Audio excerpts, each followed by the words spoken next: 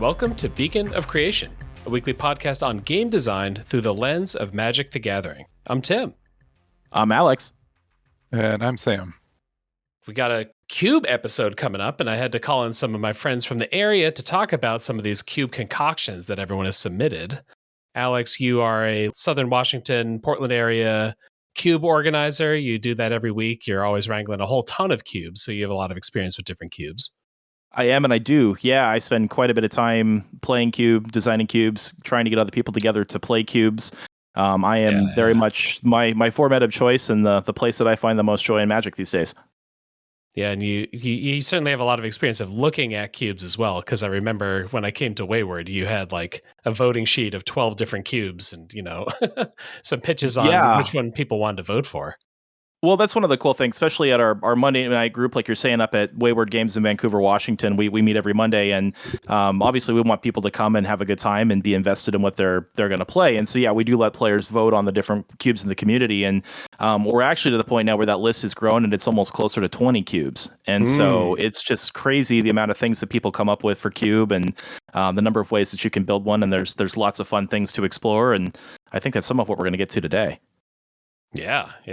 And then Sam, I mostly think of you as a person who's willing to experiment with any Magic format. We've played like every variation of Star or 6-player Star or whatever else. You ran our Sealed Commander League for a long time. You're always ready to experiment with some new formats. Oh yeah, absolutely. Always down to clown.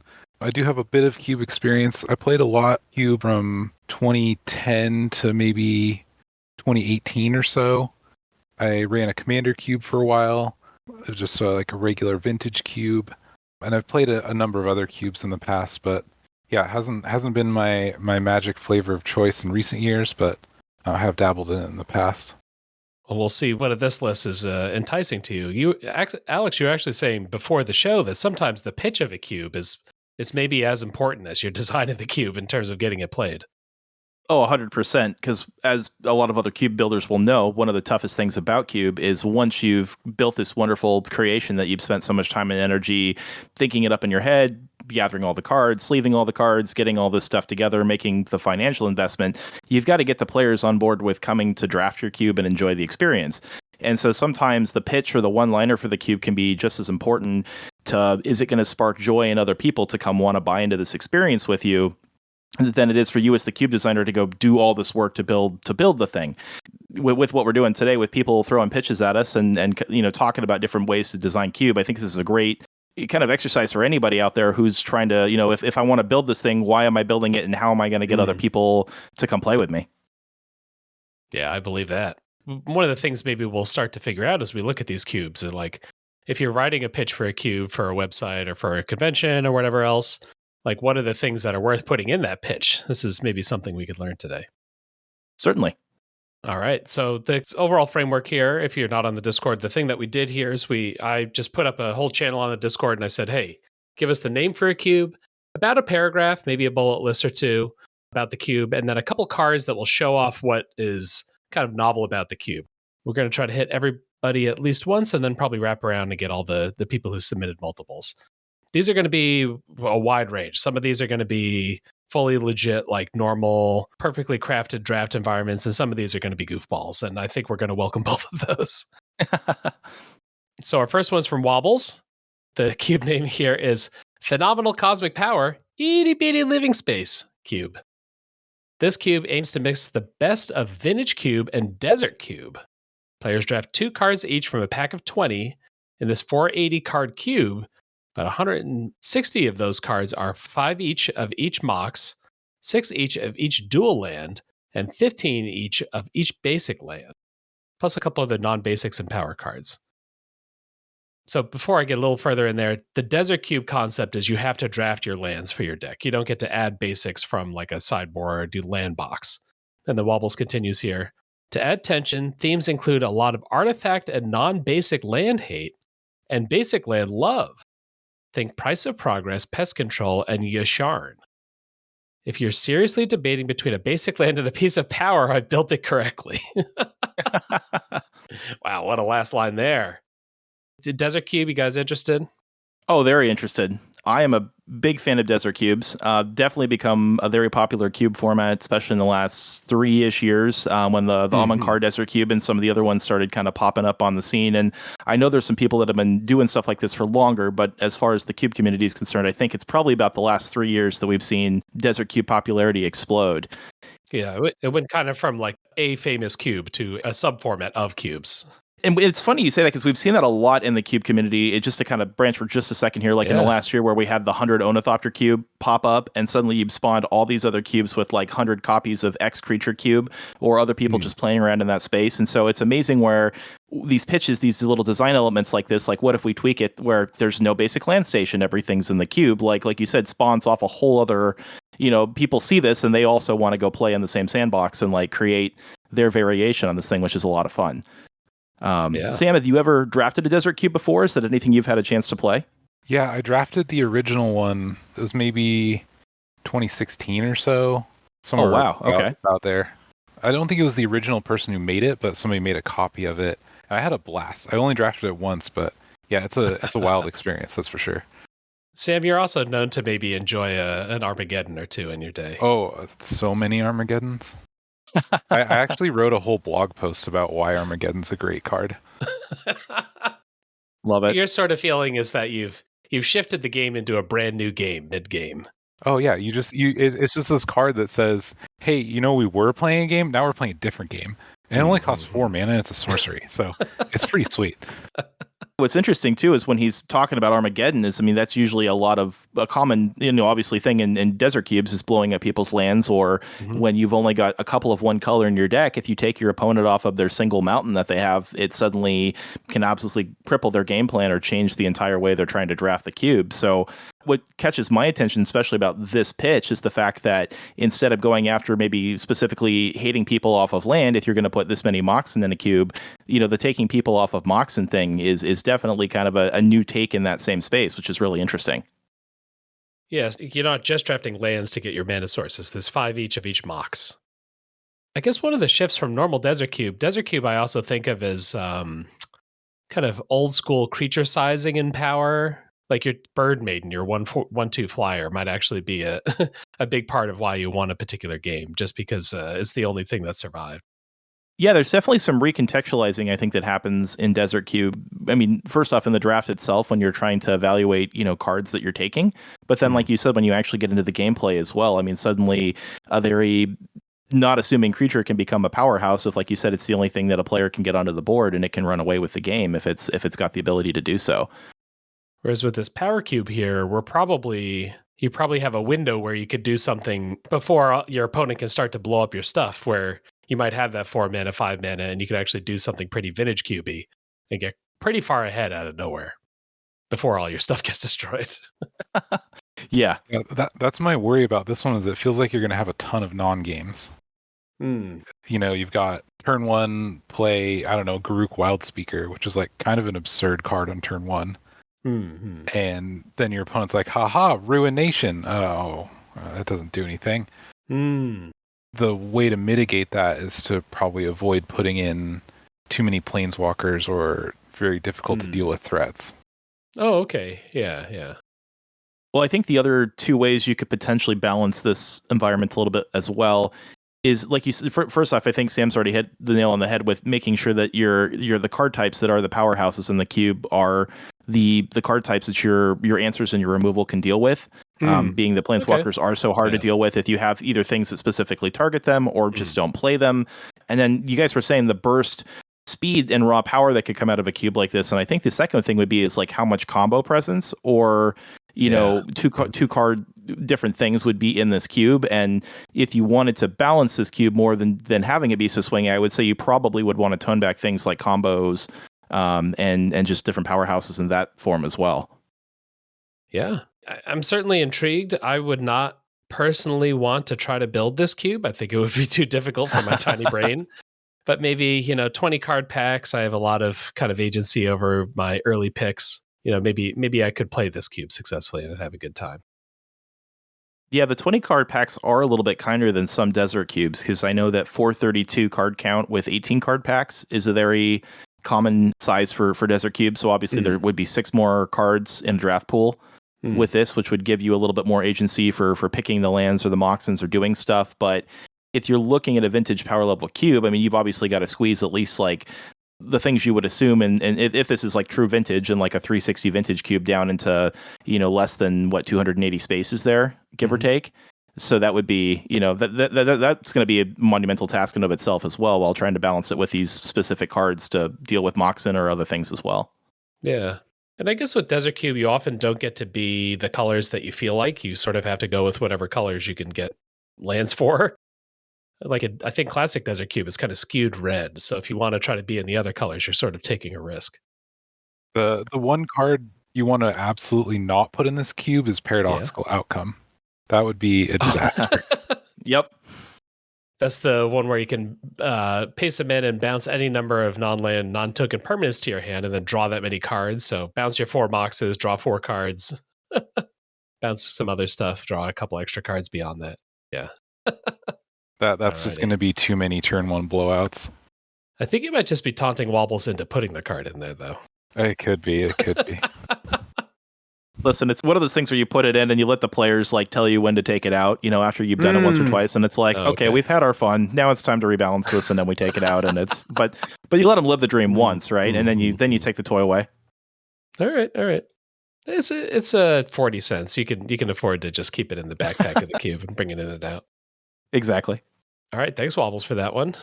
What one do we want to read next? Go down the list. Go to Beef Legions. Beef Legions. All right, I'm just going to read Red Bay's post here. So this cube aims to include all the common creatures that cost 6 or more and are available in paper as of my Scryfall search, January 7th, 2024. This happens to be exactly 360 cards, which is very amusing to me. Use Morph, Suspend, Delve, Affinity, Adventure, Evoke, and Cycling to use your cardboard before your opponent does. And then in spoiler text, it says, you'll wish you had the Omniscience emblem for this one. I think alluding to the fact that all the cards cost way too much mana. I gotta just note here from the Discord post, I have to applaud the people that started liking this with the 6 mana, the 6 colorless mana symbol. There's several of those there as well, so that's a wonderful touch for those people. We got a Hexplate Golem and Colossal Dreadmaw as the 2 highlighted cards. A vanilla artifact creature and the classic, 6/6 tramp. My initial gut reaction to this one was, gosh, this is going to be boring because you're going to sit there for 5 turns doing nothing. But I think there might actually be enough morph cards and things with Evoke that you can actually get a little bit of gameplay going. And then, some of the adventure cards, as mentioned. I don't know. I would try this one. You can buy it for $23. So love it. Maybe you just send it, This is one of those ones where it's hard to order because no one wants to sell you a card for 1 cent. So you end up paying, 20 cents per card. There goes my budget. And the shipping from TCG Player, and this becomes the Pauper Cube thing where it's like, oh yeah, Pauper Cube's going to be so cheap, and then you start to try to curate one, and you're like, wait a minute, this isn't as advertised. The minimum cost of cubes, shaking my fist at the sky. Exactly. Yes. But no, I think what's interesting, so there's 360 cards exactly, so that would mean this is a 360 card cube if you did it that way with entirely creatures and nothing else. So obviously then again, lack of fixing, lack of answers, lack of other things. And so you can certainly build a cube this way. And so and you could try playing it and maybe it would be enjoyable with some of these aforementioned abilities that would let you do things sooner. But I have a funny feeling that after a while that you would probably want to find a way to mix this up and work some other stuff into a cube like this. One of the joys of weird cubes is learning what cards are actually good in real time. That can be a true joy, I would say. Oh, yeah. I would be curious to see what the color breakdown of those are as well.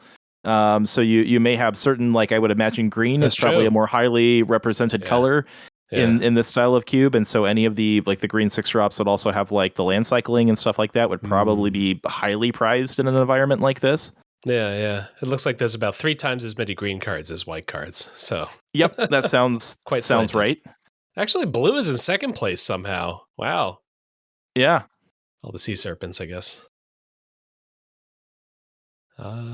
Yeah, if Sam deployed this on me 1 week, I would be overjoyed. I think the minimum cost is the main killer to try to assemble this cube.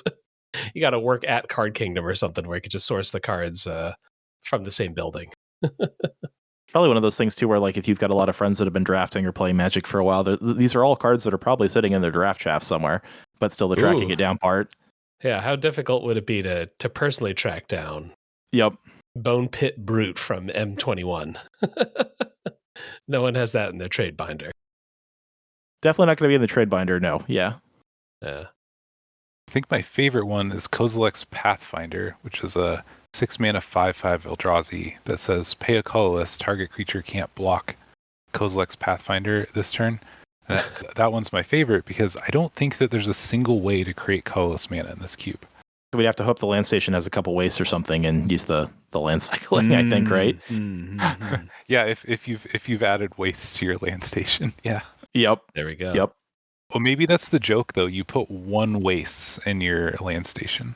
Oh, okay. Whoever gets it first takes it home. Okay, rules suggestion. Yeah. Maybe for this cube, just all creatures have morph. That would be, an interesting emblem to staple onto this, right? And their unmorph cost is their mana cost. Yeah, sure. Unless they have actual morph. Unless they have actual morph. I think it would make combat really interesting. Or at least insane. You could also do like some other games where instead of playing the card face up, you could do something like playing it face down adds an additional like mana source to your pool. It's just like a colorless option. Oh. No, both. Yeah. You can morph creatures, but your morphed creatures have tap at any mana. There we go. Okay, yeah, let's mix the two together. Basically, you call this alloy mirror cube because you can play your creatures face down as alloy mirror, right? But they also have morph, so you can flip them face up. Alloy mirror, 3 mana 2/2, perfect. Tap to add 1 mana of any color. I'm liking this. All right. What's our next cube? Next cube is the Conquest and Revolution cube. Ignited Soul suggested this one. It's a multiplayer FFA draft sim like a cube with the theme of Conquest and Revolution that utilizes Monarch, conspiracies at the draft effects, vehicles, revolt, and repeatable token generation. Cards are multiples based on rarity, so 3x common, 2x uncommon, 1 rare, 1 mythic. Currently in the design stages, there's some archetypes listed here that we could read through as well, but I think that's probably we'll kind of save that. I think probably when we get into the discussion of this here, right? Yeah, so this is more draft style, so more than half the pack is commons. So we're expecting this to be like a juiced up conspiracy. Well, it was interesting in some of those sets how some of the uncommons and commons with the different monarch, abilities or conspiracy abilities became, how much stronger because they appeared in packs more often. Yeah, that's a good point with conspiracy specifically. Like they'll say, hey, choose a card name, and then creatures with that card name enter with a counter or can tap for a mana of any color. Yeah, so you want to be able to get 3 of the same card to make that conspiracy do anything. Which is definitely something like the cube like this with the multiples base is definitely going to play into well. Yeah, no, I think that would be something to look at for certain. How much does the theme help pull people in? Not only am I trying to make a cool cube, I'm also trying to like keep as many of those cards like on a theme. I think theming the cards would definitely help to bring people's interest into the cube. But I think the tricky thing you would run into is it's definitely something that I've run into. I've got a desert style cube that's Blizzard themed. So all the cards have to be cold or icy or snowy looking and reflected in the art. Is that when you start to get a little too lost in the sauce with the theme, I run into the struggle that it's hard to find cards that I want to be in the cube for either an appropriate power level or specifically to effects that like specifically have art that meet the theme. There would probably be at some point you'd have to be willing to abandon principles, I would guess.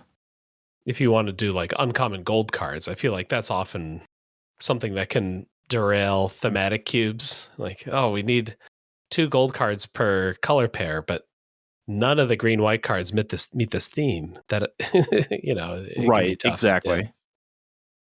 The other thing you could do here, because I mean, it's talking about playing cards in multiples based on rarity, is if you wanted to re-rarity the cards. And I know a very common way to do this with cube design sometimes is to put stickers, like if you're like double sleeving cards, like on the inside sleeve. And so people will put like whatever sticker they want over the rarity symbol. And that now constitutes the new rare or uncommon, or, you know, the lack thereof of a sticker could be common kind of thing. Yeah, they did that really heavily in Pioneer Masters. That was just on Arena. Mm-hmm. I had a deck with, I don't know, 11 downshifts in it. Like cards that used to be rares are now uncommons, used to be uncommon are now commons. Yeah. And it brought a lot of cards that were kind of trash back into playable.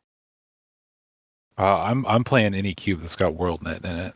That's all I know. There we go. Okay. Mm-hmm. No, I think the conspiracies are sweet. I like the story that it's trying to tell. It says multiplayer free for all. Mm-hmm. Yeah, I think crafting it as a good multiplayer environment is going to be the real challenge on this one. But if it's done well, I think it could be a blast. I think the other challenge, kind of what you were talking about earlier, Alex, is like sometimes the logistics of getting the right group of players can also be hard on multiplayer free-for-all stuff. You're probably doing minimum, I guess you could do 4-player draft if you really wanted to. No, we've run into that before. We have a couple of commander cubes that are in rotation at our playgroup up on Monday nights, and so we've had to do some creative things like that, where like you're saying a pod of 4 or a pod of 3, because we've only got 7 drafters. Yeah.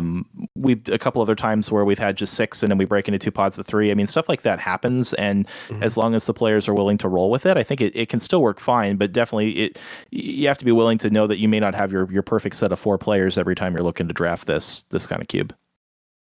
I've done a 4-player booster draft in the past, and it always comes out really weird, where you can end up like drafting monocolor and like weird stuff like that.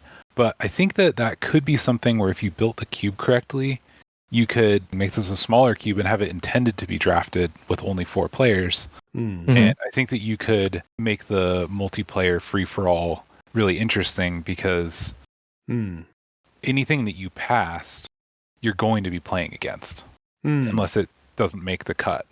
So it could make some really interesting tension, and then that really plays off of the Draft Matters cards, specifically like Cogwork Librarian, or things where people pick their neighbors pick things, and stuff like that. Yeah. You could do some really interesting stuff with this.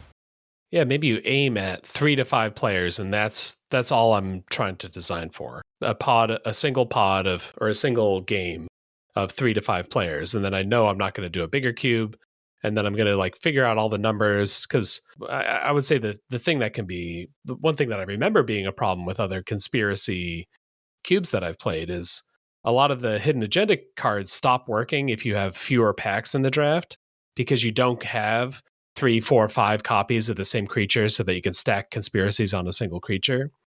But if you figure out your numbers better, you lock it down. I'm looking at 3 to 5 players. Okay, what does that do to the packs? How do I still get 3 copies of the same card into the draft?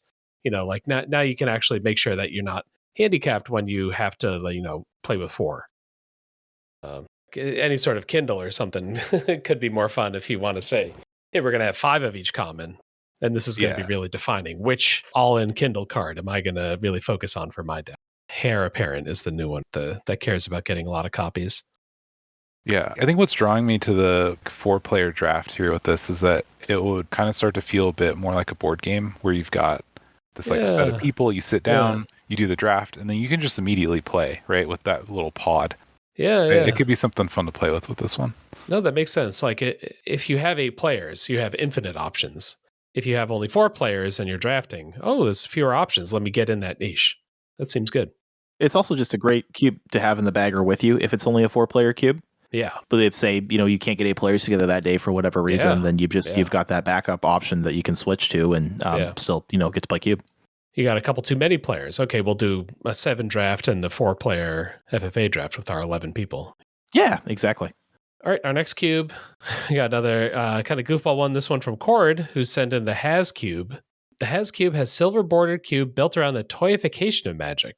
You draft not only cards, but objects as well. Draft My Little Pony toys for your Applejack deck, a booster pack for Booster Tutor, or a Nerf blaster for Nerf War. All right, we got non-card elements to the draft. We've really opened the floodgates on that. Drafting a booster pack for Booster Tutor is maybe the craziest part to me. I want to do that. I guess do you have a physical pack in with the cards, or do you have like a placeholder card that says this is a Neon Kamigawa pack?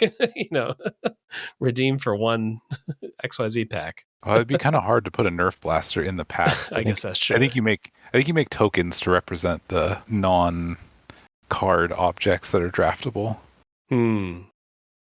I'm just imagining like the box that you have to put all this stuff in to like bring it to the draft too, of like all the other toys and things, because like that's the thing with all these outside game elements. Like you have to physically get them there to wherever you're drafting at. Santa's satchel that you have to bring around. Okay, maybe this is a tangent, but I feel like they really missed an opportunity with the Warhammer decks to do some sort of actual crossover where you have Warhammer figures that are part of the game, and it's like a weird mashup, actual mashup of like Magic and Warhammer. Funny. Maybe this deck really wants like a bunch of custom cards for it to work. Yeah. Because I don't think that there's enough of these. It's maybe a dozen. Yeah, maybe 20 there might be. Infinity might have added a couple. Yeah, but there are maybe like 20 of these highlight cards, and we want even more goofiness. Well, probably a great place for like custom card design too. Like if you wanted to make your own version of these, like based around other Hasbro toys and stuff, like you could probably go pretty hog wild with that. Maybe I'll read some of these other cards that were mentioned in the summary here. So we got Applejack, who is a My Little Pony character. 4 mana 4/4. At the beginning of your end step, put a toy you own onto the battlefield as a 2/2 creature token with that toy's name, colors, and creature types. If the toy has wings, the token has flying. If the toy has a horn, scry 2. If it has neither, create a food token. Yeah, I guess these placeholders for toys. I've got a My Little Pony toy, maybe a couple other toys that have placeholder cards. This is a little bit like Does the Art Have a Hat from Infinity? Have you guys seen some of those cards? There's like a whole color pair theme around Does the Art Have a Hat? It's definitely in that vein. I mean, because that's the thing. It's not only would you pick like what toys are in here that like players could like draft from, the toy token cards that they drafted, but I mean, you could do things based on color, like you said, appearance. Like, yeah, there's a lot of things you could do in this space. It could get pretty crazy pretty quick. I guess the packs would be pretty funny if you're ripping through packs. I don't know. Something about I'm already drafting, but I also get to speculate on what's inside this pack that I just drafted. Like something about that is really over the top exciting for me. For the Nerf War, you've got to include the Nerf Elite Titan CS50 with a motorized 50 dart drum. That's the way. You fire a Nerf blaster until empty at target library from at least 2 meters away. For each card knocked off that library, put it into its owner's graveyard, and Nerf deals a half a damage to that player. Foam darts only. Yeah, I guess if you're shooting 50 darts, you could probably hit all but a couple cards in their library. Yeah, if you've got 6, then it's a pretty bad rate for 5 mana. But if you got 50, now Nerf War's suddenly scary, and you're going to counter it if you can. That's the nuclear combo then. All right. Do we have to like up the distance from which you shoot if you give them that many shots? Does it suddenly become like 3 or 4 meters instead of like 2? Because each card has a range written on it. Each for the different Nerf blaster you're using. Yeah. This either Nerf sniper rifles, you have to fire that from 10 feet away. Ups the damage for every card that falls. Like, yeah, you could like build several different versions of Nerf War. Because like this has got to be an archetype, right? Like this is the red blue archetype. Then it's the Nerf archetype. It's maybe we put like 5 cards in there. Yeah, that I'll care about this. Yeah. Alrighty. Yeah, maybe that's how you blow it out. You have 5 Selesnya toy cards. And so you can have a couple cards in the same deck that care about stuff. All right. Next cube. This one's a goofball. Non-wordy cube, submitted by Bradley Rose, is the concept that each card has 3 or less lines of rules text. which is interesting because there's actually kind of been a push in some of the cube design space where people have been trying to design what they call simple cubes or simpler cubes, where people are trying to come up with less wordy cards, especially as the commander cards of the world are taking over with, a bajillion lines of text on every card. I think I often, when people have cube concepts or like different formats, or they're making a Type 4 deck or a commander cube or whatever, my feedback is often like, hey, what about this? Can we narrow down and simplify a little bit? Sometimes it can be exciting how complicated you can make a commander game in a commander cube, but maybe we just want to chill out a little more. And having a line restriction on that might help guide people to the right place. But Brett also picked maybe a comedy pick for their first card for the non-wordy cube. Yeah, the card picked here is Rules Lawyer, which for anybody familiar with the card knows that it is anything but a wall of text here on the card itself. I'm counting 1, 2, 6, 7, 8, 9, 10, 11 lines of text, I think, here. It has 2 lines of rules text. State-based actions don't apply to you or other permanents you control. That's the whole rules text. But then the reminder text is 10 and a half lines. Or yeah, they've literally just taken a whole paragraph out of the Magic rulebook and stapled it onto a card, which is, yeah. I don't think I've ever seen Rules Lawyer in play. Maybe I want that to happen once. I don't know. It's at least an artifact, so something you could tinker in. That'd be weird. Oh, okay. There's definitely an interesting practical challenge with this one, which is most of the search engines like Scryfall or Gatherer don't have an easy option that I know of to filter by number of lines of text, right? So you're just going to have to know a lot of stuff or spend a lot of time digging to get an optimal list here for this one. Not a problem or anything bad, just, it's a challenge because I don't know of a way to find the cards. No, 100%. You got to be kind of committed to the bit because the search engines aren't going to be able to massively assist you in looking for cards, right? Yeah. I wouldn't put it past Scryfall ever having that feature, but yeah. You can at least do character count in Scryfall. So yeah, maybe that's how you get your ballpark. It has a character count in the rules text? You can do regular expressions if you want to. Oh, okay. The other question is, do you go off printed text or do you go off Oracle text? Because Black Lotus, for example, in the print has 5 lines, but it's only 2 something in Oracle text. I think you gotta go printed. Probably. Yeah.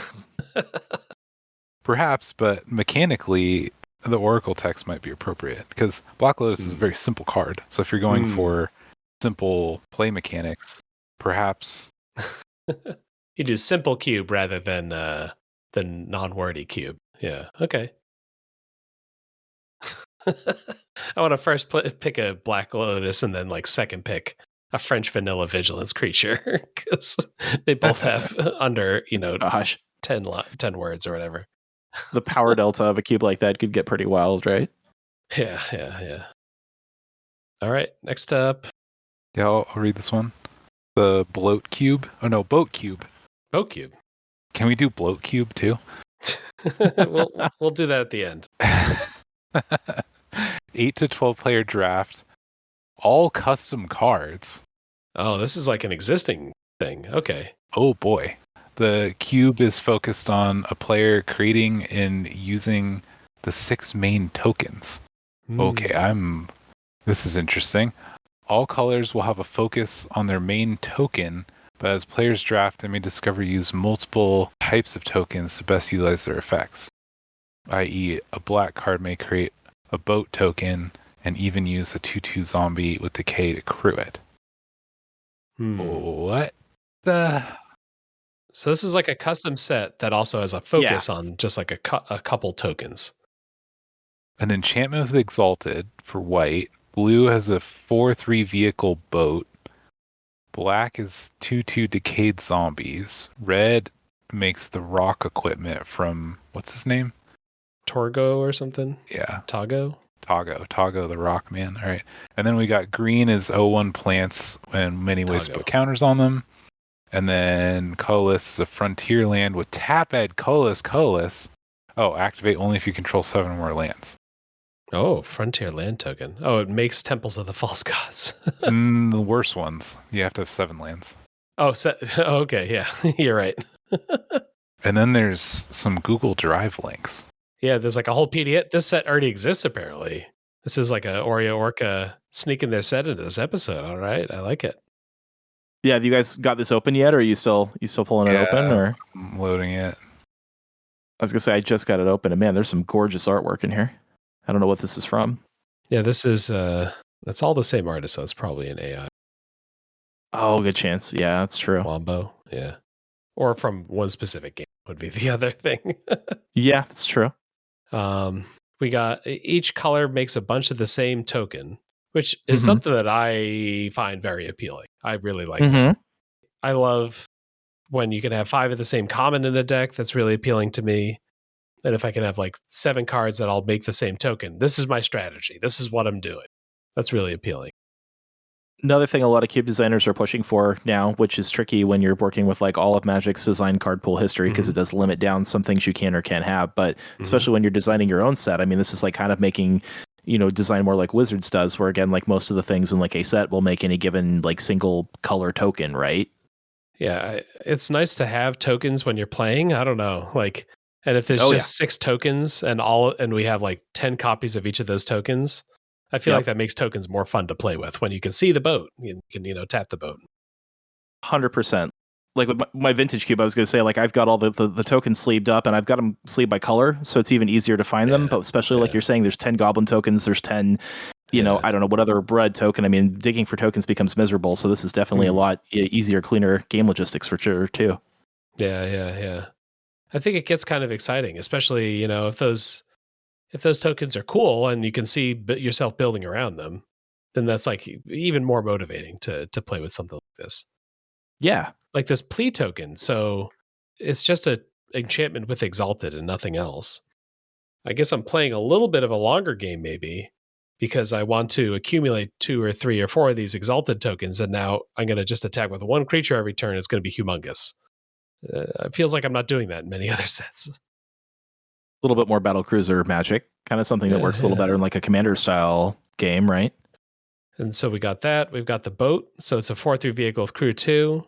That seems kind of fun. I'm going to have 1 or 2 of these boats. 3 toughness, that's still going to trade away. So I'm not going to run away. I probably need more than 1 of these boat tokens. But I can care about, crewing things. I know if I have a bunch of cards that all make boats, now I want pilots or whatever, sailors that can crew boats easily. I want, things that care about artifacts entering. I want to be able to sacrifice artifacts to do stuff. Actually, there's a common here, Saltwater Serpent, which is a big sea serpent. It's 7 mana, but instead you could pay 3 mana and sacrifice a boat rather than pay the cost of it. All right, so if I am dedicated to boats, I can use a boat to get out of Sea Serpent early on. Interestingly, there are other tokens. Like I'm looking at the Planeswalker section. One of them makes 1/1 white birds. One of them makes copy tokens, except it's a 4/4 zombie. And then there's another one that makes ape tokens with when they die, you make a decayed zombie. So it's not exclusively the listed tokens, but there are many things that make those tokens. Oh, okay. I feel my dreams slightly dashed, though I respect how difficult it must be to not use any other tokens but then those 6. Wow, here's a cat that just says pay 20 mana, tap, you win the game. It's the Frontier token payoff. I guess so, yeah. Yeah, that's the kind of thing that you put in a cube and you don't try to put in a real set. Yeah, absolutely. You get like 8-ish Frontiers and you win. Yeah. 20 mana, win the game. All right. Rainbow Reflections. This is an interesting card.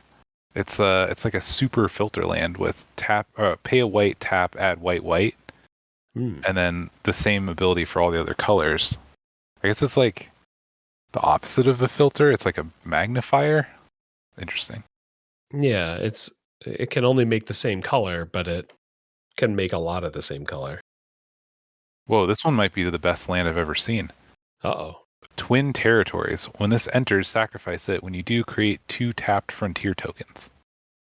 Oh, funny. With these Frontiers. This land just gives you 4 mana. Yeah, all right, let's go.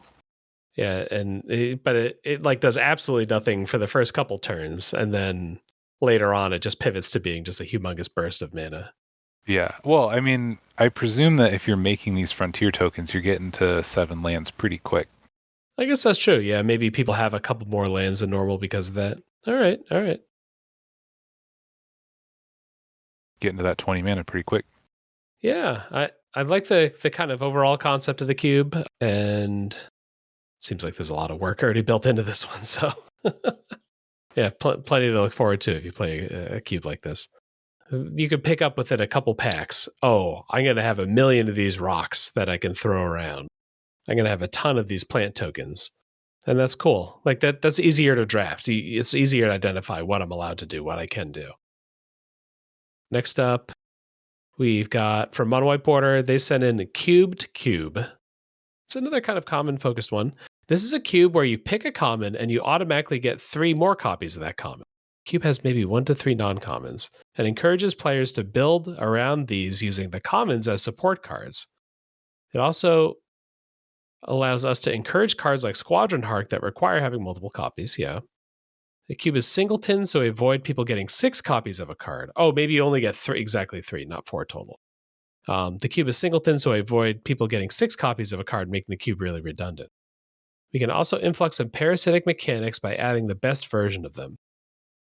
And yeah, Squadron Hawk, that's the card. When it enters, it's 2 mana, 1/1 flyer. When it enters, you can search your library for up to 3 copies of that same Squadron Hawk. So it like really rewards you having multiples of the same.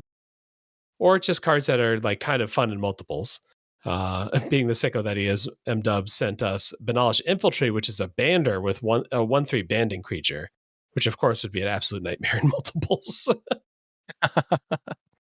Yeah, this is an interesting. I like this design thing. What instantly brings to mind to me is that there's somebody up in the Seattle area with a cube that's called the Constructed Cube, and it's trying to emulate Constructed, where when you draft a card, you get 4 copies of said card to put in your deck, and obviously you then draft fewer packs of cards with fewer cards in them because you're getting this larger pool of cards, but you only have so many things to play, but you get 4 copies of each one, so you're limited to your overall different cards you could be playing, but and you end up building a 60 card deck. But this is interesting where it's just the commons. Yeah, that's true. I would wonder, I mean, obviously, like we've called out a couple of things here. I mean, yeah, because you could pick any common to suddenly make this multiple thing of, and so obviously anything that plays well with itself suddenly becomes a high pick for designing a cube like this, right? Yeah, there's some cards that already exist that tell you want multiples of these, that Heir Apparent or whatever, Slime Against Humanity. Right. But I think it's also kind of nice because like I'm going to pick 20 different commons, but I'm only playing 6 of them, but I'm playing 3 copies of each of them. Like I'm going to have this like weird ability to like really reconfigure my deck composition and deck building. Yeah, so I think part of what would have to be figured out here from a design perspective then was just how big is this cube and how many cards are in each pack. And do you maybe specifically only put a certain number of commons in each pack because you know that you're going to be getting these like bundles of cards, right? Yeah, I think I really like this. 'Cause like I've been saying, like I like decks that have kind of an identity to them. If you have multiples of cards, I find that really fun. Bubbling Cauldron like cards, I think could be a lot of fun. Ones that reference like, other one? cards. Yeah, so it's a 2 mana artifact that says pay 1 tap, sack a creature, gain 4 life. Also, pay 1 tap, sack a creature named Festering Newt. Each opponent loses 4 life. You gain life equal to life lost this way. Oh yeah. So you can either just put Festering Newt in, or have it so that when you draft Bubbling Cauldron, you get 3 Newts with it. Oh, yeah. I think one of the things you'd also have to think about for this would be like a power delta of a cube like this, because obviously it's the commons that are getting this 3x support thing. And so my assumption would be that this is probably an overall slightly lower or middle level power cube, just because you don't, if you want to lean into the thing that you're doing to make the cube unique. And so if you suddenly make it like players aren't going to want to draft the thing that's making the cube unique, you can lose some of the reason to want to play the cube or to design the cube. And so again, steering into your own sauce and making sure that the players are able to do that and feel like they're able to do that is another way to make your pitch come to fruition when like players are playing the cube as well. I know this specifically calls out commons, but there are a couple rares that could be interesting to consider with that same mechanic, like Demigod of Revenge. Like Oh when yeah. you cast Mhm. it returns all the other ones called Demigod of Revenge from your graveyard to the battlefield. Like that card you normally don't see in Cube because there's no way to get enough copies of it for it to work. And there's also the cycle of legendary creatures from Future Sight with the Grandeur ability, allowing you to discard the extra Finally. copies to get an effect, right? So going along with this theme of like cube, it could be fun to just play off of a lot of the cards that don't see a lot of cube play because you need multiple copies for them to work. Yeah. Cards that like you don't never see in Commander or anything. Yeah, that's a good point. It's funny you mentioned that because I believe that there is a cube out there that's like the 4 of cube or something like that, where they sear into all of those ones where you want to play the 4 of copies of things like Demigod. I know that there were some people that were playing around with that out there somewhere, but I don't know if the cube actually like has been fully built or if it was just in theory concept mode. But I know, people have debated doing stuff like that before too. Very cool. I just want to draft that lightning bolt, pack one, pick one. Get triple lightning bolt. All right. Oh my gosh. See, oh god, yeah. Rough. So next up, we've got the unique cube, which was submitted by none other than Juliet from the podcast. In this cube, every card in the cube has a unique mana cost from each other card in the cube. This works for 480 card cube, though to keep overall mana curves down, except roughly 1/10 of the cube to have an X in its mana cost. This would be a custom cube Juliet built out of a whole empty MSC file with just other card costs. But these cards are 2 examples of costs that you'd likely to see for Xia mana and more X spells, where X is like an optional kicker rather than being the only thing the card does. Yeah, so we got Altered Ego, which is like a 4-mana clone that also has X on it to come in with X counters. You don't see X2 green blue on any other cards. Yeah, and for Phyrexian mana. What other kind of mana? Are there other mana symbols? I guess hybrid is where you're going to get a bunch of your cards. Yeah, I was going to say this is got to be like a brain twister of a thing to build because you'd have to track each of the different combinations of things you've done, right? As far as like what you've put in the cube and know which slot it's taking as far as the actual cost. And then also like you're trying to find, like building a like cohesions of themes or different synergies on a cube like this could be interesting. Like, because suddenly you'd have like this other thing you'd want to be doing over here, but you've already given away that cost slot to like some other strategy or archetype. Like the balancing of this thing, man, would be just, oh, my brain already hurts. This feels more like a constructed format somehow. Like one of the things about cube building is like people are in the lab for 30 hours late at night, like really going deep to make their cube. And then when people look at it, it's like, these are some magic cards. Like the theme is not that obvious. Yeah. Whereas if if everyone's doing that, if everyone's looking at the overall pool at building constructed decks, now everyone appreciates that mad scientist work. Yeah, that was exactly my thought. Is I don't see this as adding much to gameplay, but it certainly sounds like a lot of fun to build it. Yeah. How hard is it to get? Like, I guess 1-drops are pretty hard to do because you get 1 per color. Yeah, the mono red deck is doomed. Well, it sounds like the X spells and the kicker costs of things are definitely going to have to like come into things because like obviously you could get things like a Goblin Bushwhacker in there as like your red one in 1 or 1 in X or whatever, right? If you're kind of following that, so like you could build some redundancies at some mana costs, but you may be not taking advantage of the additional whatever when you're playing said spells. Not a lot of colorless cards, probably. You get 1 per mana value of those. So you get a 0 at least. You get 0. Yeah, 1 per mana. Oh, geez. Yeah. The lands, you only get 1 land. What's the perfect land for this cube?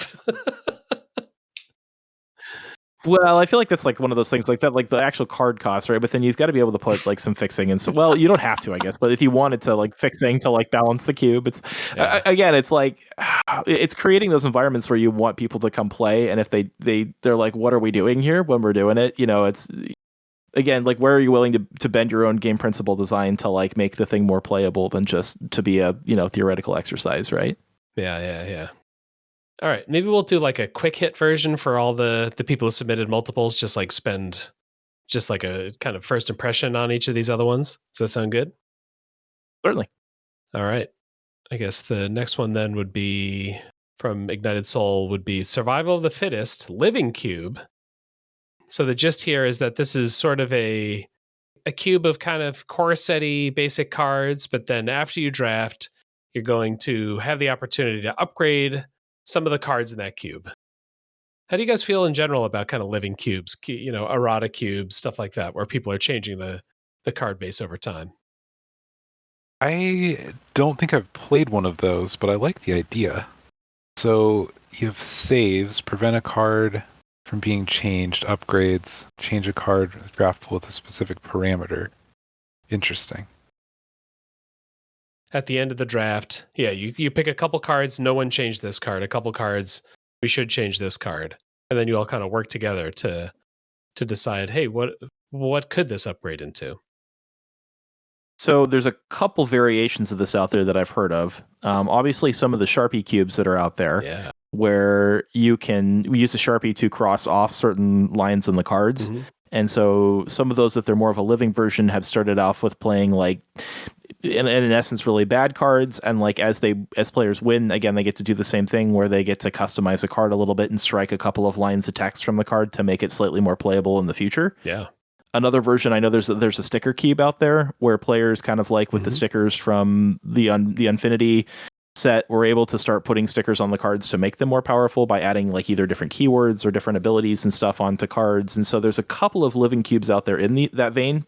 So this is something you certainly could do, but I don't know how, unless you're going to do custom cards, you went back in and like made upgraded changes to these without just like striking something or putting a sticker on it. Mm-hmm. Yeah, so maybe you have to like nominate a card. There's like a whole list of rules for how this upgrades, which we won't get fully into, but you can shift the rarity up or down by one. When you pick a new card, let's say you want to upgrade Anticipate here, which is just like one of those cards where you just look at some cards and draw one of them. It's 1 and a blue and it's an instant. So you're allowed to like look for an uncommon that costs 1 and a blue, but it also has to like stay in the same group of like instants and sorceries. So you got to propose a new one there.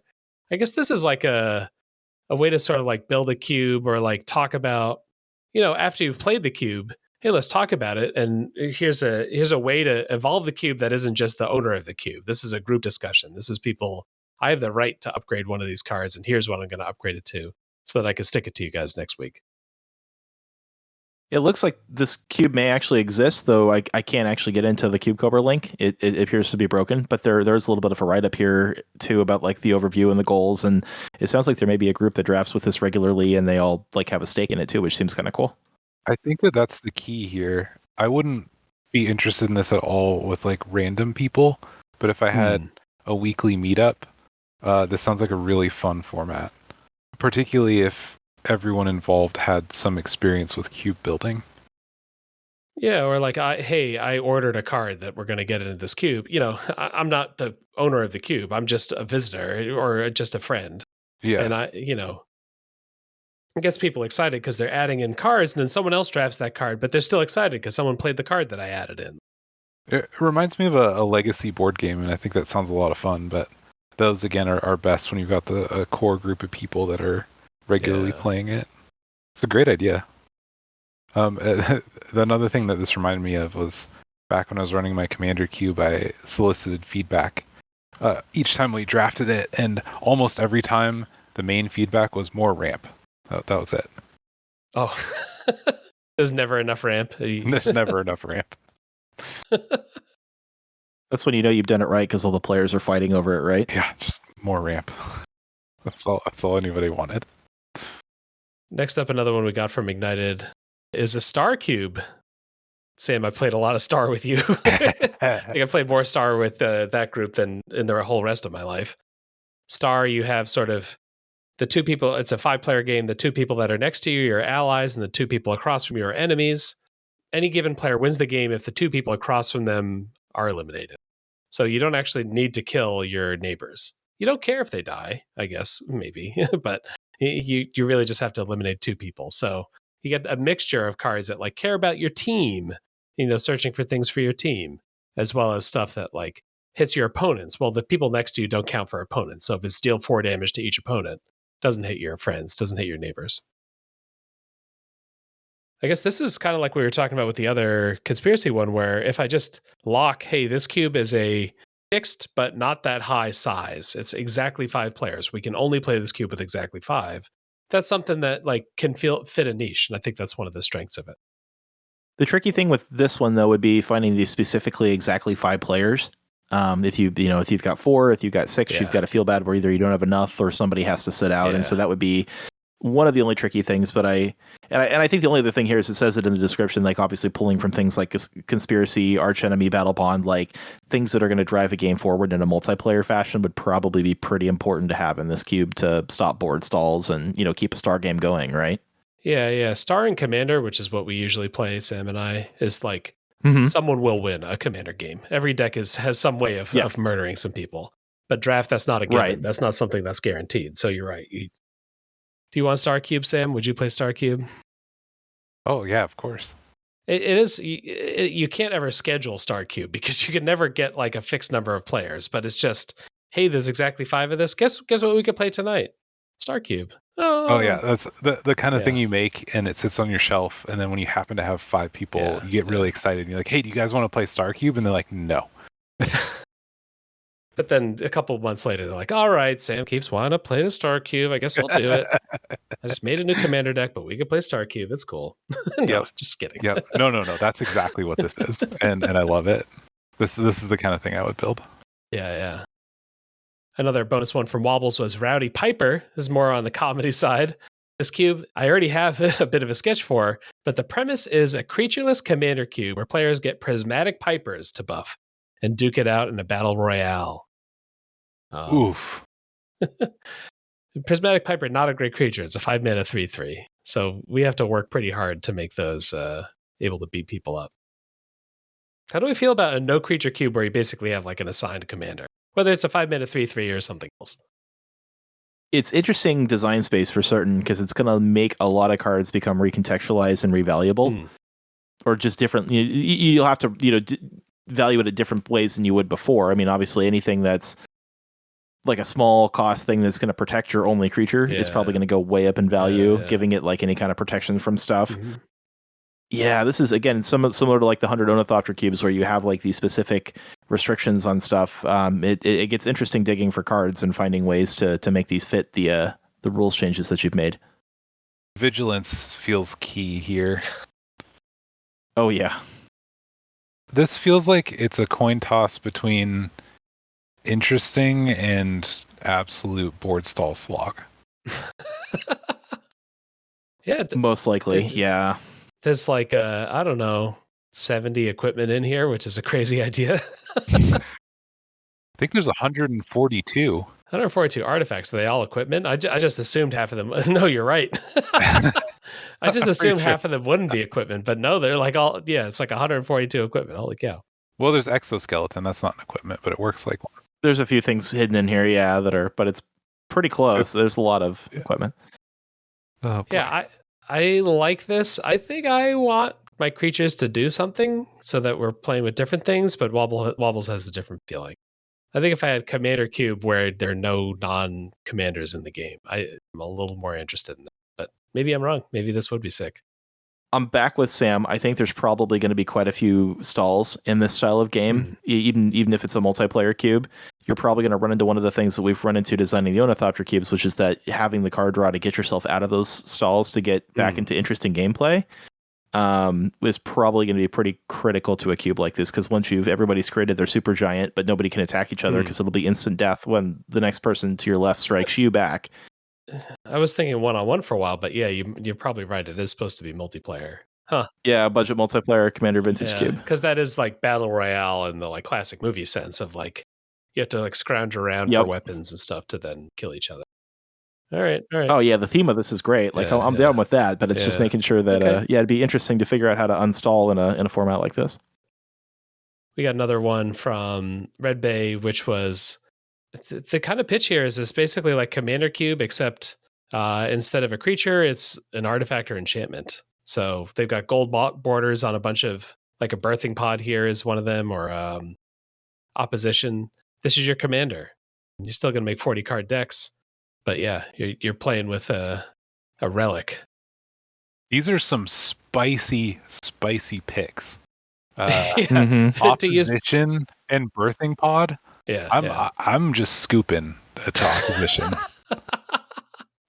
Companion Cube has been a very popular cube at KubeCon the last couple of years, so I know that there's a lot of people that absolutely love this kind of design space for having things that are always available to you like that, and it doesn't have to just be a creature. These relics are absolutely cracked, though. Like, there's birthing pod lines that'll just win you the game on turn 3 or 4. Opposition, if you have the wrong deck, is just going to be a total slog. You get it one time, so I guess if you're able to, are there going to be more artifact and enchantment removal? Should there be in this cube? Well, it kind of defeats the point, doesn't it? Right, that's the hard where you've got to do balance with not destroying the thing you're trying to build, right? Yeah. I think to make this fun, you pick stuff that's a little bit less cracked for your relics. Alrighty, maybe it's possible. Another one from Ignited was Nostalgia Standard Cube. We also already talked about Constructed Cube. This is like a singleton cube of cards that were in Standard at the same time. Their example here was if you did War Cube, War of the Spark Cube, that would be the 2 Ixalons, Dominaria, M19, and the new Ravnica sets, the new 3 guilds and allegiances in War of the Spark. This is a funny one because this is either going to hit hard or not at all for players, right? Like, if someone made one that was like Innistrad and Theros block, that would hit me hard because that's probably the sets that I drafted the most of in my life. But I don't know if that's hitting my wife that hard because she didn't play those cards. See, that's the tricky thing with nostalgia cubes. Like, I've got Alorwyn, Morningtide, Shadowmoor, Eventide set cubes, and like for me, we played a ton of that when I was in high school, and it was a lot of fun with our friend group. So like, I can get into the commons and the uncommons of that set and have a lot of fun playing with them. Other people, not so much. So again, this would have to be like if your specific friend group played a lot of Magic during a certain time period, this would probably be the kind of thing you'd want to build. Yeah. You fire it off once kind of thing. Yeah, that's about how often those come out of the closet for me for those set cubes. So it's a lot of work for not a lot of juice at the end of the squeeze. Yeah. I think I'm more interested. Well, maybe because I build them myself, but I'm more interested if you fully give me all the Ravnica sets together, give me all the Mirrodin sets together, and show me give me a grand tour of everything that plane has. That's a little easier for me to get excited by than.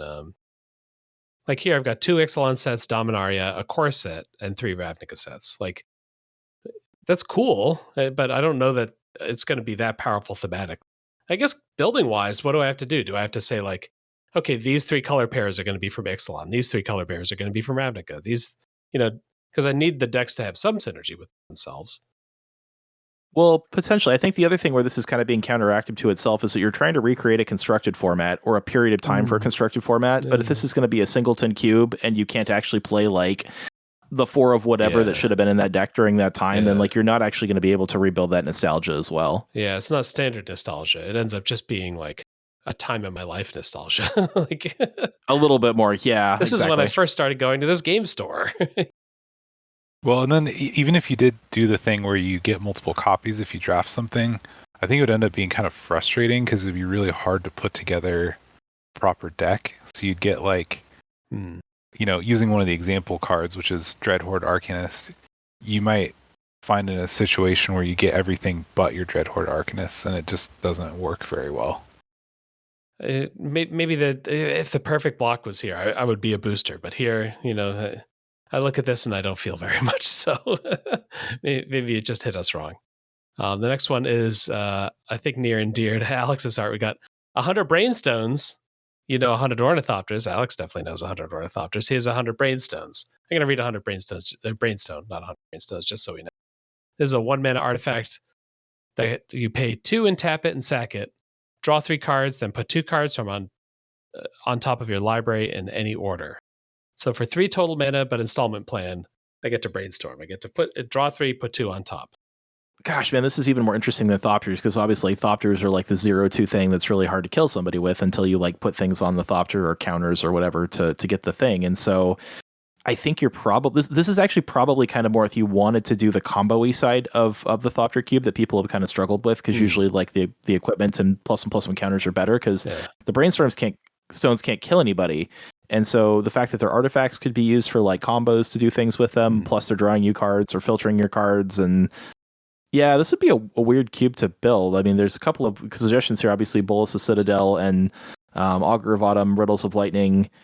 So okay, so maybe I guess there are some other creatures in this cube potentially. I don't know. That would be a choice you'd have to make too. Is if you were going to allow other creatures, or if this was a completely creatureless cube too. That would be a design choice that would have to be made. But yeah, I mean, any of these like 100, let's see what happens card cubes are definitely fun to play around with and really recontextualize cards. I like this idea, except Brainstone's kind of bad. If you like errated it to be just tap sack to make it like juiced, then I think it would be a lot of fun. But it's going to be really tedious because it's so mana intensive. If you have 100 Brainstones and you draft, how many do you have in your deck? Do you have 2? Do you have 6? Do you have 8? Do you have 12? You're going to end up. So if this is a 360 cube and you draft with 8 players, you're going to have 12 and a half Brainstones per person, right? So per player. So basically, like half your deck is Brainstone. I think the Ornithopters works because they're free, but Brainstone basically costs 3 mana, so you're kind of going to be not doing much. And like, it's kind of hard to fire off Bonfire on your opponent's turn because you have to pay the 2 and sack it. So I think if it was free to sack, I would play this cube. But if it's 3 total, it's a hard sell. Yeah, you might have a situation where like you just don't bother playing many Brainstones because you know, if you have 12 Brainstones, you still have 30 something other cards in your pool. Just play those. The Brainstones have to fight for their slot in the deck. Yeah, so I think you have to make them really good for it to make sense. Like Ornithopter is not really good, but it is free. Brainstone is just kind of bad. Yeah, I mean, miracles and stuff are pretty payoffy, but are there going to be enough of them? Yeah, there are some concerns there. Like, I play Brainstone in Commander decks because there's a lot of commanders that really care about the top card of your library. But I am not happy about it because it's not a good card. All right. And our last one, we got one from Oreo before, but their other suggestion, this is like kind of a unusual one here. I don't even know how to frame this, but a high-low cube. The concept here is that there is a color that is high on something and a color that is low on something for a variety of things. So white cares about high life total, like a Serra Ascendant. Black cares about low life total, like Death Shadow. Blue wants a high number of cards in hand. Red wants a low number of cards in hand. Black wants high mana value spells. Green wants low mana value spells. So the idea here is that for every theme, there's a color that's high on it and a color that's like, it's not that it doesn't care about it. It also cares about that number, but it wants that number to be low. The inverse of it, yeah.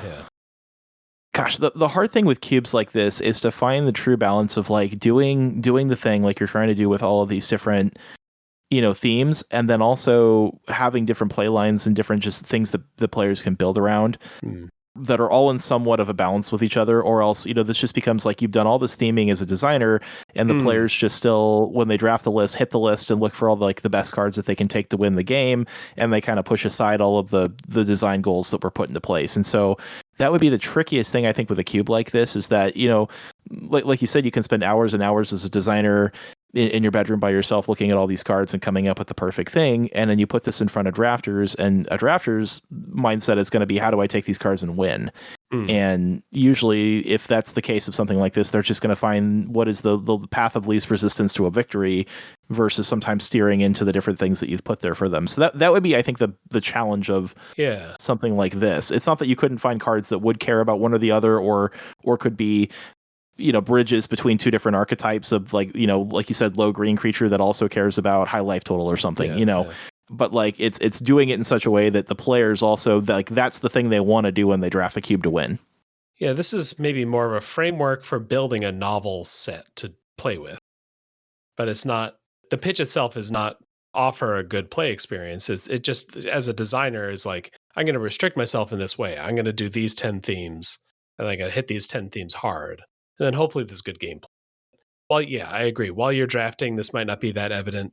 Though it is always nice to have a guarantee. That's why archetypes are so cool. Why, like, the 10 2-color archetypes are such a popular draft thing. It says, hey, make sure there are 10 obvious things that players can draft. And maybe they build a good stuff deck despite that, but at least there were 10 cool things to shoot for if they wanted to shoot for them. Well, this is the opposite of that. These like negative synergy enemy color pairs are, you know, pushing you away from playing those color pairs. which will, in turn push you into playing other color pairs. That's a good point. It takes like 5 color pairs off the table and 5 color pairs are back in. Right. Yeah. Funny. So you're really going to want to not play the enemy color pairs. So you would just not include those lands, right? If you're putting fixing lands in, you just don't put in scrubland because no one wants it, right? So it's basically like the other way to phrase what this cube is allied color pair cube. Because you're not going to be playing your enemy color pairs unless you find something very strange, which I guess would be interesting in itself. Good stuff, or a 3-color or whatever, Yeah, but you're mostly going to be in your allied color pairs here. Yeah, because if it's white and black, I want to have both a high and a low life total. Uh-oh. Yeah. Right. If I'm blue-red, I want to have both a lot of cards and not a lot of cards. Uh-oh. That is interesting to think about, how it's sort of like it's like a guild cube, 5-color, like the old guild sets would be, 5 color pairs are what you're trying to draft. And then you sort of have 2 different synergies. I'm high life total and low land count because I'm white and blue. A cube like this could work, but I think it would take extensive playtesting. And again, I think it'd be for players to really get into this, they probably would have to draft the cube a few times and be familiar with the list. Yeah. Maybe to know how to get into these archetypes specifically. I guess I do appreciate how clear it is to remember which decks not to draft, which is sometimes an issue with the guild sets where like it can be hard to remember. Should I take a red card into a black card? I can't remember if Rakdos is in this set or not. Here it's more obvious. It's allied versus enemy. So don't draft enemies, do draft allied. Yeah. Alrighty, but I think that's the end of our list of cubes here. Maybe we'll pick a favorite. Everyone pick what one they want to play the most. I think honestly the one that spoke to me the most was the boat cube, and it's probably less for the specific design goals that were put out here that we could see, and more the fact that I was able to open the Google Drive and go peering through some of these cards and see the artwork on these cards, and had a little bit more of a visual interaction with this than the listeners got to do over the podcast. Just like looking at this had me very excited, and so it's a little bit of an unfair advantage that this, I think, list has over some of the other ideas that were mentioned here. But I kind of want to go test this new format, this new set that somebody has designed, and I do like the idea that where in theory there's supposed to be like a single token type or a certain thing effect that's utilized around all the cards of a certain color. I mean, that is there appealing to me from a design perspective, and I was the cards have me interested, and I want to spend some more time with this and take a look at it because it looks like a lot of fun. Nice, yeah. I like the consolidated tokens. That's really appealing to me too. Sam, you got a favorite? Yeah, I've got 2. All right. The one that I would want to play once the most would be the Has Cube. Okay. The toys and stuff like that. Just because it's like super goofy, and I think it would be a memorable experience. Yeah. I don't think I'd want to play that again, but like, especially if there were some more custom ones, or it's like, a drinking glass, or like a graphics card, or whatever random crap you can throw on the table. It just sounds really funny. And then the one that I think would be the most fun to play a bunch of times would be the Living Cube project. That like, if you had a set group of people that were all invested in it and were trying to make it a good experience together, I think as like a legacy environment, I think that one would be a lot of fun. How about yourself, Tim?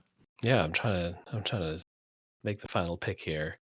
I think I might go the Desert Plus Vintage Cube. I feel like it would be so broken that like you couldn't possibly design it balanced the first time. So I want to be there to exploit all the weaknesses of the initial draft. Yeah. That's what I want to do. I want to be part of that initial expedition to figure out what is broken about this cube. But I love a lot of these. Like the Star Cube, I think, is a great niche. Yeah, there are a lot of cool ones here. I think we're learning some things about you, that there's a desire to watch other people suffer a little bit in there, right? Yeah. I don't necessarily want to be the person to try to schedule Desert Vintage Cube because that feels difficult. But if I could be in those 8 people, I would really be thankful. I also I want the Rowdy Piper thing, the like you have one creature thing. I want that to get developed. Something about that is appealing to me. Before we get out of here, I want to just tell people about the stuff that you can participate in the community. About to finish up Popcorn. This is our little design game. Actually, not little. I shouldn't call it little. It's up to hundreds of cards. And they're also going to maybe emerge into something that is cube-like. But the concept of Popcorn is you design a card based on that synergizes or anti-synergizes with the last card that was submitted. So there's just like a huge thread of hundreds of cards here. You don't have to read all of them, thankfully. You just got to read one card, which is the most recently submitted card. In this case, it's this Planeswalker Zinsil Sandcastle Queen, which is a Gruul Planeswalker that kind of gives like a Rhythm of the Wild to your creatures and also lets you like look for creatures and lands. How do you want to synergize with that? What card would be good with that? Red Bay and Mono White Border are kind of compiling all those cards. They're going to do something with it. They're keeping it secret what they're going to do with the Popcorn card pool after it's done. But hop on the Discord. That's going to finish up in the next week, probably. And then the other thing is our monthly design challenge. This one here is first of its kind. Design a card introducing a new creature type into Magic. So this is a super wide open one. What do you want to do that just involves a new creature type? Any creature types you two are trying to get in there, Alex? Do you have any ideas of what creature type we could try to get into Magic? To my knowledge, we still don't have Penguin. Is that correct? Oh, okay. Are we missing Penguin in Magic? I am a lover of all things penguin birds and would love to see somehow find a penguin into Magic. Oh, okay. So would a creature be creature type penguin bird, or would it just be penguin? It's not a bird. It would probably, that's a good question. It'd probably just be penguin, right? I think you'd probably, because like you could do bird penguin as like a subtype, but like, because usually it's like a roll or like cleric or something as like the secondary. I don't know what it'd probably just be penguin. You want penguin people? Do you want like a penguin berserker? Is that what you're hoping for? There we go. Yeah, penguin berserker or like penguin. Yes, no, all of the above. Let's go. Like I want we had Bloomburrow. Let's go with like a different Bloomburrow where we get penguins. Yeah. Sam, you got a creature type that that pops into mind? Oh, I'm just trying to think of one that doesn't already exist. I mean, there's no trucks, so. All right, you want truck? You want wheeled vehicles? All right. Yeah, no, trucks. Hey, we're about to get a race set, right? Yeah, okay. We need some trucks in the race set. We need some more types beyond vehicle. We need like vehicle truck, vehicle plane, vehicle boat. Yep. I love it. Cards are getting spoiled on Tuesday, so by the time this episode comes out, that you may get your wish. The people know more than we do. That would be extremely funny. Truck. You're going to be pumping your fist, blowing the air horn when you called it. All right. Artifact creature vehicle truck. All right. Let's see it. That'll be due at the end of January 29th. So you got a little over a week to get that in. And that's our podcast for the week. Hop on the Discord. That's where all the action is. That's where all the fun is. It's where you can catch all the new episodes, talk with people. There's a bunch of other events. There's some sets being developed, as you've heard of on past episodes. But also, I want to thank you guys for coming on. Alex, Sam, this is absolutely great to get both of you in here. You both have just the right experience for this kind of episode. Well, thank you for having us. It's always a blast to come on and just talk Magic with you. Thanks, Tim. That was fun. Anything you want to tell people about? If you haven't built a cube, you should build one. All right. I love this.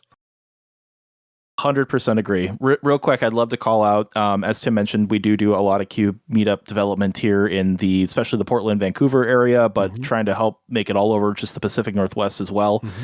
We do have both a Facebook group and a Discord server that are both P&W Cube Drafts. For anybody who's interested, we'd love to have you come join the group to get in touch with any of the many places people are playing Cube around the Portland, Vancouver, all the way down to Salem. We've got little subgroups all over the place that are playing Cube, and so there's lots of great places to come play that. Specifically, we are going to be at SCGCon Portland, which is coming up here the 7th, 8th, and 9th of February. A whole group of us are going to be in the command zone playing Cube as much as we can for all 3 days. Would love for anybody to come join us that's there and join the convention. There should be more than enough cubes, more than enough room for anybody to come join us and have a blast playing some Cube. So we'd love to see you if that's something anybody's interested in. Yeah, for organizing that, should people just hop on Facebook Discord to see when that's forming, or should they just show up to the venue and look for the large boxes of cards? Either or would work. Yeah, we'd love to have you a part of the communities if you want to join. If not, just know that we'll be there. I have a sign in the past that I've walked around with Cube Draft ? And so I'm sure that I will bring that back, we'll be walking around SCGCon looking for players with the Cube Draft ? sign. So if you see me, you're like a literal flag bearer. Exactly, trying right. to get the people together to cube. So again, that's my favorite way to play, and I'm a little obsessed. All right. I love it. I love it. Yeah. And if you need to reach me, you can find me on Discord. But most of all, I want to thank everyone for listening.